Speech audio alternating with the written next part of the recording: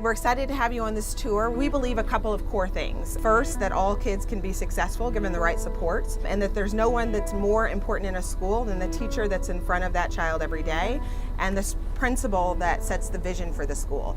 The first school is Julian. It's a really good example of a neighborhood school that's thriving. There's a really strong principal there who's been there since 2008, Miss Deborah Ashley. This is a real small, nurturing school. So what's important when you're an all-purpose school is that every teacher in your building is an excellent educator. C. Ready? C. C. Good job. Good job. Someone else. He coughed up a piece of ice shaped like a chin.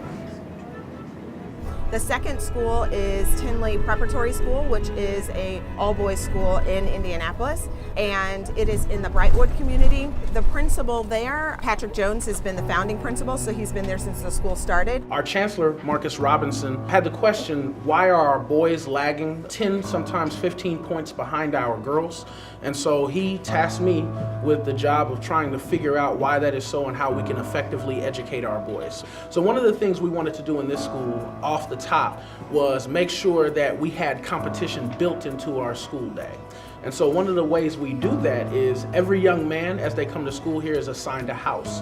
That house ranges from grades 5 through 8. Currently we have the Harvard house, the Yale house, and the Stanford house. And they go through competitions every week to determine who's going to have the most points at the end of the month and at the end of the year. I've been going here 3 years, and I'm not even going to lie. It's been a extremely rough 3 years. I can't lie. I think you guys can also say it's pretty rough too. But one thing I can definitely say is that throughout all the rigor, all the grueling activities that were put in front of me, I can really say that it's changed me for like the absolute best. I don't think I've ever been this good or ever been this top-notch scholar in my actual life. Yes, Ms. Jones, and you know classes we won't trouble you that much that you can tell the tour or my tour group about how the classroom runs. Okay, I will do that. Thank you. This, in my 8th grade class, we were studying Harlem Renaissance. There with the door, right? So we put great authors, artists, painters, musicians to study Harlem Renaissance. I'm a hip hop fanatic. So that's the table that says, hey, look at me, get your papers, right?